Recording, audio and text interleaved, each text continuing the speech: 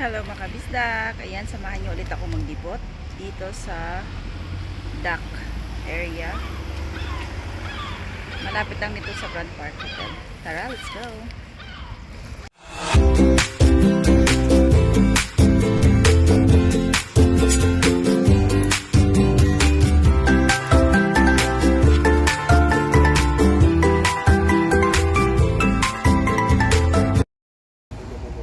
So, halos katapat lang ng restaurant namin tong Tommy Supermarket. Ayan siya. At dito sa may gilid,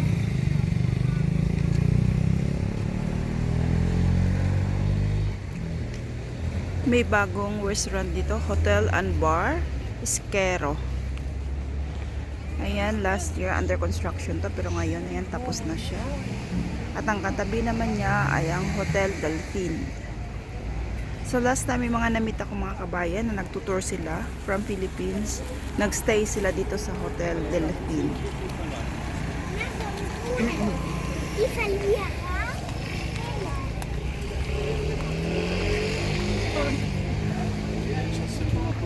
At ayun yung Restaurant Tramonto. Magkatabi lang yan sila. At ang Restaurant La Vista. So last time nandyan kami. So maganda din ang location nila guys, kasi nga sa baba lang sila ng hotel yung mga restaurant dito. Tapos halos katapat lang nila yung aming restaurant. Yun nga lang, yung restaurant kasi namin ay nasa tabing dagat. At dito, ayan yung mga puno. Yung Rubino Park Hotel. So, pwede ka maglibot dyan, mag-picnic. Ayan, madaming puno dyan. Napaka-relaxing ang environment dyan. So, sa mga nagbabalak maglibot dito sa Rubin, ayan, ito yung mga restaurant na along the silang na malapit sa hotel. At dito naman nila ginagawa yung mga bangka, yung mga boat. Yan. At yung naka-focus na yan, yan yung likuran ng restaurant namin. Actually, school siya ng mga batang gustong mag-boating. Tapos yung gilid na yun, yun yung restaurant namin. So, ito yung view dito guys.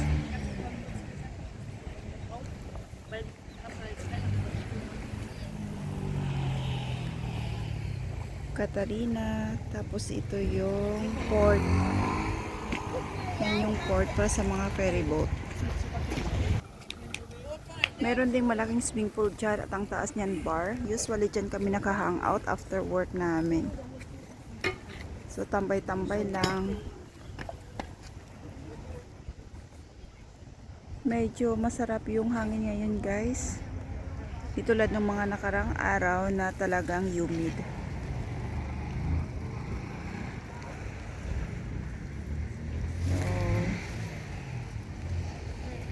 Thank you for supporting my channel, mga kabisdak. Salamat po. At yung hindi pa po kayo subscribe, don't forget to subscribe at like na rin, pati share. At see you on my next video. Bye bye.